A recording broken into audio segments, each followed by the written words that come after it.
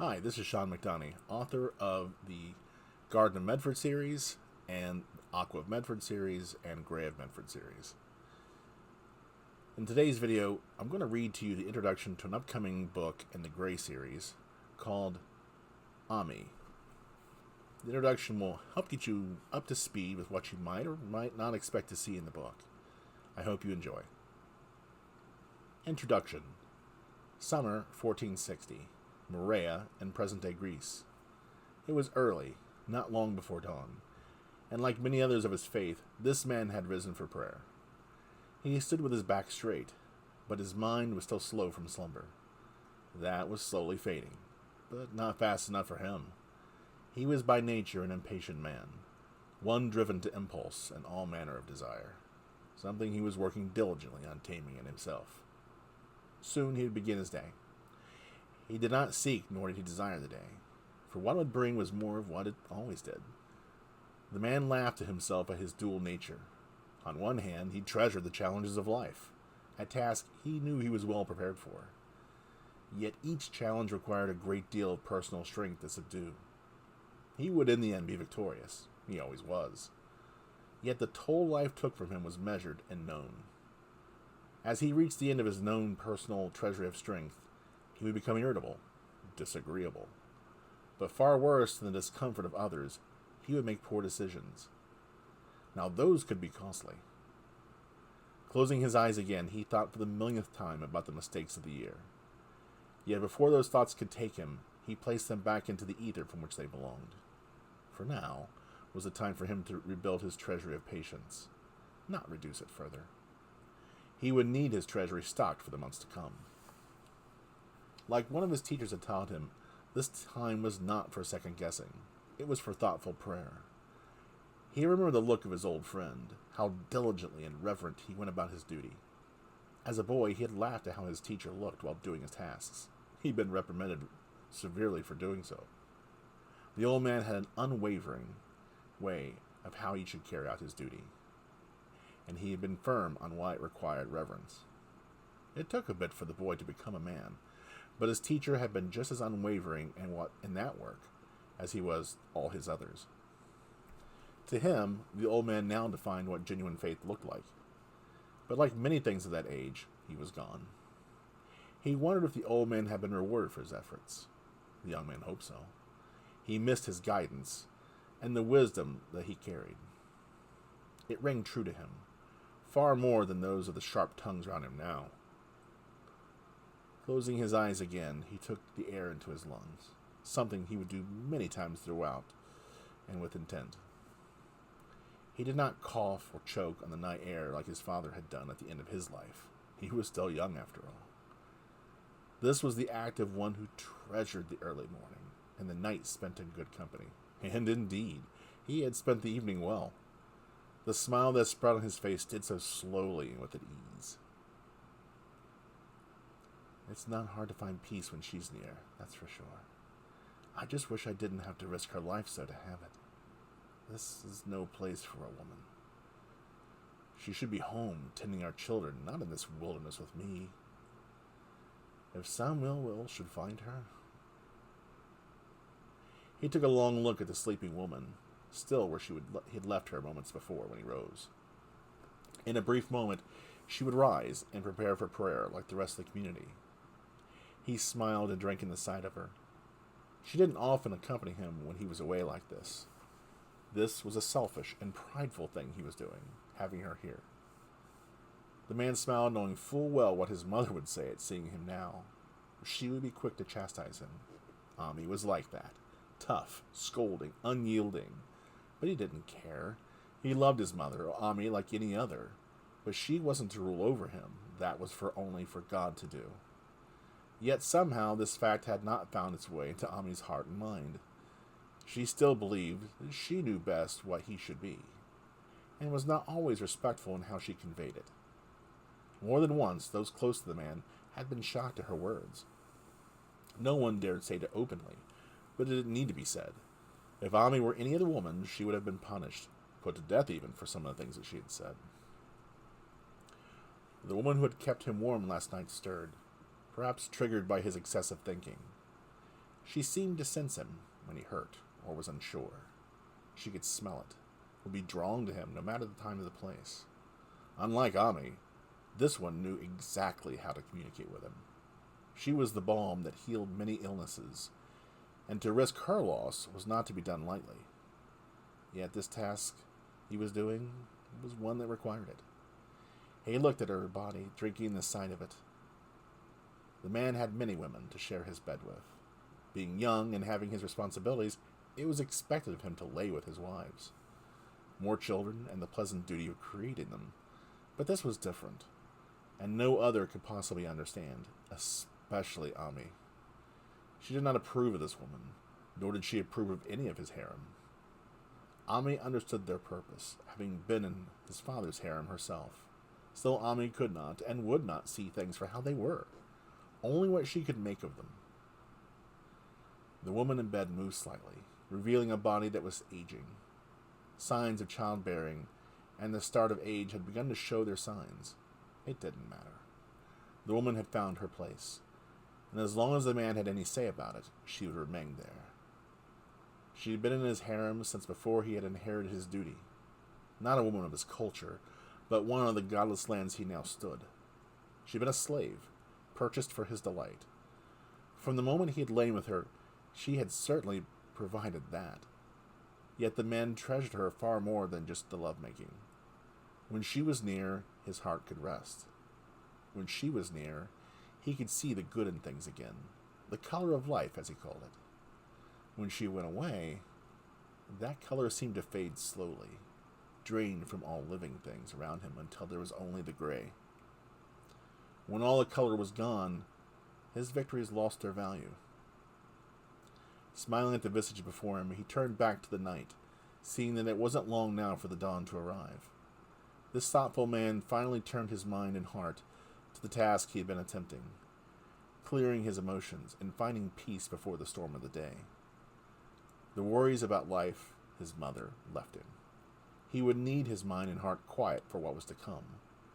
News was expected of overtures he had made. If they were rejected, he would have to act. Yet even if they were accepted, then even then he would still have a lengthy duty to see them carried out. It never seemed to end. The challenges, the trials. Yet for him, and for this moment in time, it didn't matter. He had his woman, and the world was asleep, quiet, unseen, and he was awake and ready for it. After some time, the morning came to steal his happiness. The world was awake, and still the man held on to the illusion of peace. It had not been shattered, and he would not be the one to remind the day to come take it. At peace and ready, he spoke the words aloud, the same ones taught to him by the old man years before. Unlike how he spoke them as a child, now they came from a place deep inside his soul. The old man had given him more than just knowledge. He had shown him faith, something the man now revered in the way shown to him.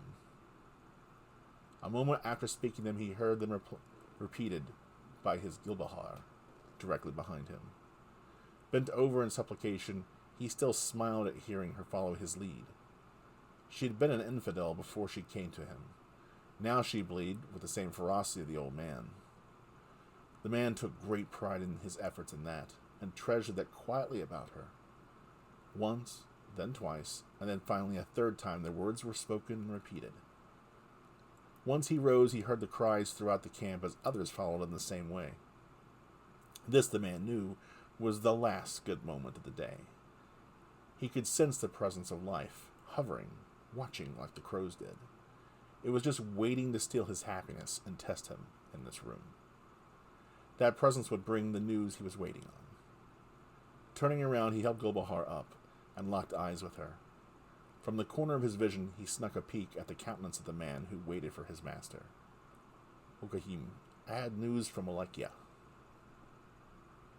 The man turned to the speaker and felt the presence of his love leave the room.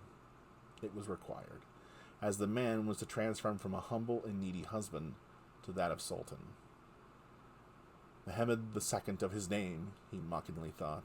Sultan of the Ottomans, the father of conquest. He waited until the door was shut to embrace the emptiness of the room. and then allow it to swallow him whole. It was cold, heartless, and without pity. Something he would have to match from this point on until the end of the day. Nodding to the courier, he listened as word had come down from the north. The Voivode of Aqua owed him loyalty and tribute. His people served their purpose. They were a buffer between his state and that of the Christians. The endless crusades over the last 400 years had required a response, and it had taken his people that long to come together to answer it, something Mehmed had done with note at only 21, when he'd finally wrenched Constantinople away from them. Ammi had insisted that this Vlad of the Wakians, the Voivode, was a man that needed to be harnessed, respected, and to shut Ammi's endless nagging, he had sent emissaries to the man, seeking his friendship and his submission. But he'd also hedged his bets with the man. He had told his Bey and accomplice to kill Vlad if he thought it possible. He didn't expect him to succeed. That would require Vlad to be aggressive and to cross the Danube. He was probably too smart for that. But if he was, then killing him was one way to shut him up. Mehmed had wanted to bring his army and come personally to put the man in his place, but there were others who needed that more. The last vestiges of the Byzantines were here, in Morea, and to the east. Thus he was here in this land now, trying to subjugate the populace far to the south of where he wanted to be. As the frightened servant spoke, Mehmed felt his impatience for the man grow. I got as far as Celeste, my sultan, when I found them. The servant tried to speak more, but the further he did, the less Mehmed could understand. Finally, with his patience at an end, Mehmed screamed for him to tell him what he found. Your envoys, they were impaled. All of them, even Hamza. Mehmed was so astonished that he reacted with his rage rather than his mind. The man received the back of his hand at hearing of his friend's death. Screaming at him to say it again, the frightened man simply cowered on the floor. Mehmed took a breath and tried to bring back his discipline, but it eluded him as he processed what this Vlad had done. This man eats at my table, lives in my home, and he dares to do this to my servant? To me? He was surprised at the boldness of this Vlad and his people. Killing his emissaries meant war, something the Wakians shouldn't be desiring considering their situation. If Vlad was willing to kill them, then he must have hidden support. Not just his people, but the Hungarians possibly. Unless he was mad. There was no other explanation. Something he suspected wasn't the case. He had known Vlad and his brother Radu when they were sent to his father as hostages. Mehmed had studied the arts of war and life with both. Something kind his father had done for the sons of their father, a man who paid tribute to the Ottomans. This act, and others he had been told about by his Ammi, made it clear he was a man to fear, at least for those under his rule. As this news percolated in his mind, he heard another storm into the room with gusto. The words in Greek were foreign to most in his court, but not this servant. This servant needed the language to do his job, and the look that crossed his face as the storm spoke of insult to the Sultan was of shock. Mehmed wasted no time in sending his servant packing. Leave us! Moving quickly, the servant nearly collided with the fuming woman still speaking Greek. Once the door was shut and the insults were over, Mehmed looked at his mother with a glare that said a great deal. He was tired of showing respect to a woman that showed him none. The look had its intended effect. Ammi was many things, but she still had feeling for him, somewhere deep inside that stone heart of hers. When she began to speak again, it was with far less edge, and the words dripped with honey. Her tone conveyed respect that Mehmed suspected she did not actually have. Son, I apologize for upsetting you, but this Vlad is not someone to treat so. He's immortal, as I told you before. A dangerous man, son. His grandfather was a founder of his clan. He's powerful, far more than you understand. Mehmed had heard this before. He knew his mother dabbled in witchcraft and called herself a Grey, whatever that meant. Thank be to God he had not been cursed with his affliction Mother spoke of. He had taken after his father rather than his mother, and in this it suited Mehmed just fine. Yes, I remember. Otherwise I would have dealt with him years ago. Father should have killed him when he was living with us. Instead, this dog has fed and educated, only to turn around and do this. Tell me, Mother, how would you have me deal with him now? I did as you asked. I sent envoys to please you, and look how he responds.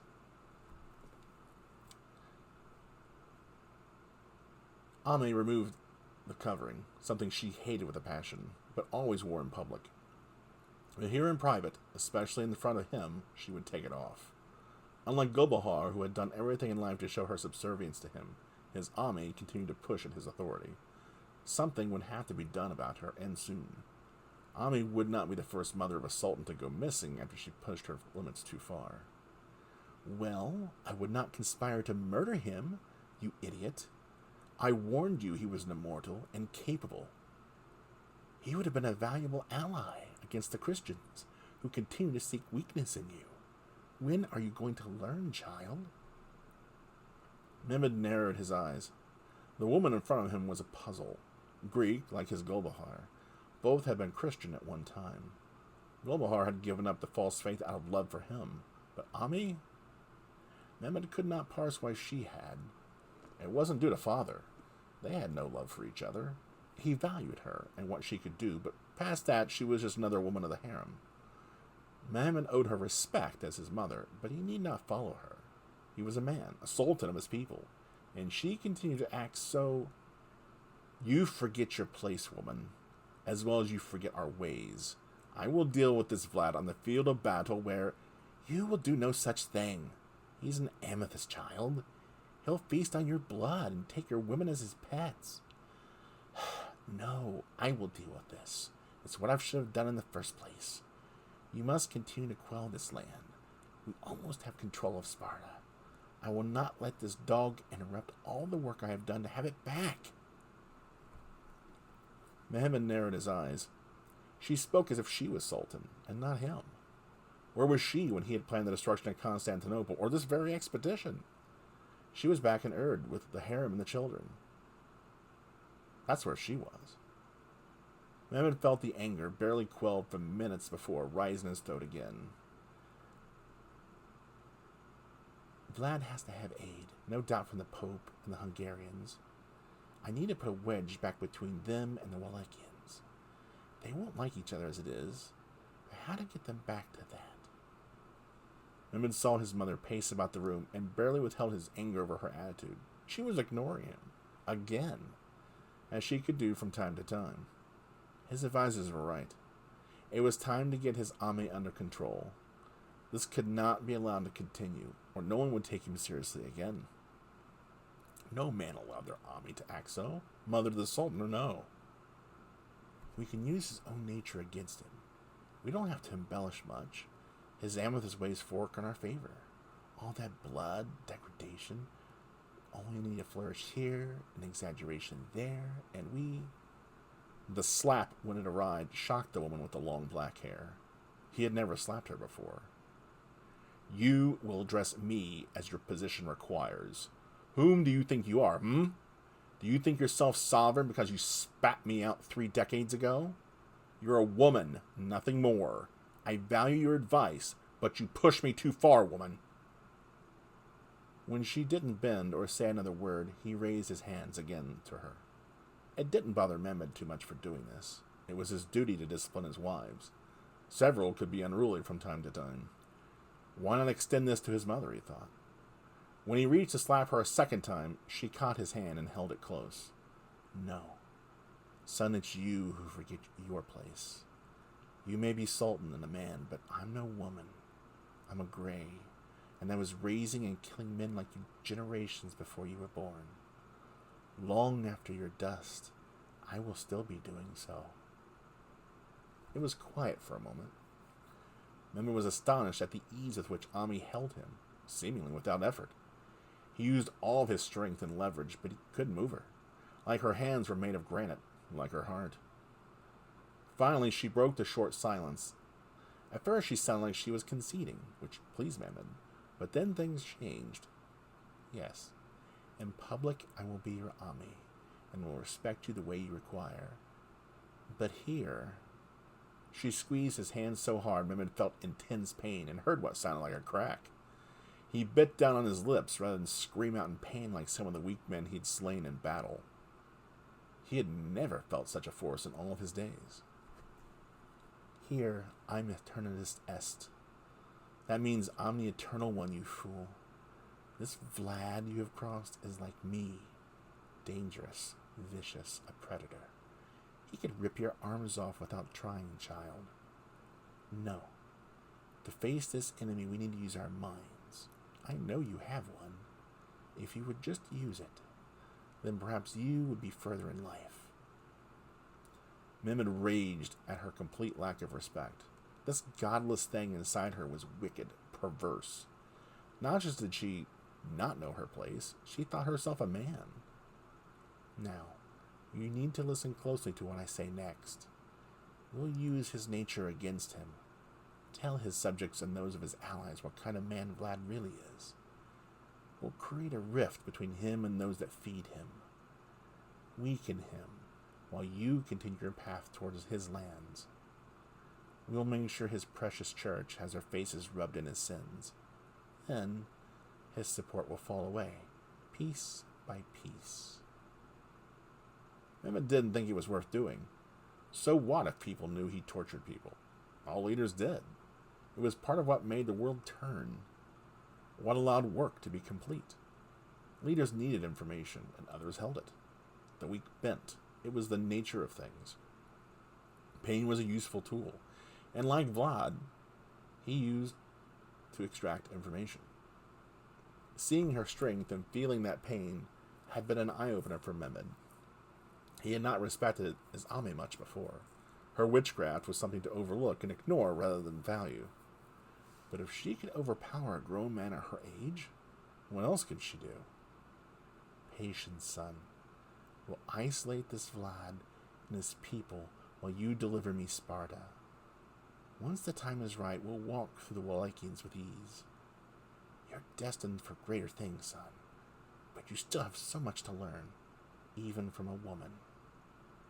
Mehmed hid his own anger at that statement, his resentment of his Ammi. He would have killed her then and there, but this witchcraft of hers prevented it. He needed to learn, observe, and discover her secrets. He needed to know just how far his Ammi could be pushed. She finally let him go and turned to put space between them. After a moment, catching his breath, he responded to her challenge. It was a weak one, but in his mind, Mehmed knew he could not just act now. He had to be thoughtful for how to approach it. Yes, Ammi. But how will revealing Vlad's use of witchcraft help us? Won't his people still follow him no matter what he believes? Ammi laughed, and picked up the discarded cloth that she had worn in the room. Carefully placing it onto her face, she spoke softly, much like the human women would if they were here instead of this gray. You must understand not just your opponent, my son, but what gives him strength. Take away his strength, take away his support, and he is just another soul by himself on a battlefield. Even an amethyst can die. I've killed many. But why fight him at all? Especially when you can simply have another do the fighting for you. My son, you need your armies whole, not wasted on the dross. The more of your coin you spend on enemies you need not fight, the weaker you become. Husband your armies, child. Learn to deal with the Vlads of this world without your sword, so that you can save it for someone worthy. Rome, child. That is where your sword must be saved. For now, the weak Christians to the west can be taken one by one, if we keep them separate. But together, they'll form a wall that will deny you the glory that you deserve. Mehmed was holding his broken hand, trying to ignore the pain, but mostly failing. He heard her words, but didn't quite grasp the meaning. When he asked, she narrowed her eyes, which was all he could see with her covering back on. You will see, son. You'll see.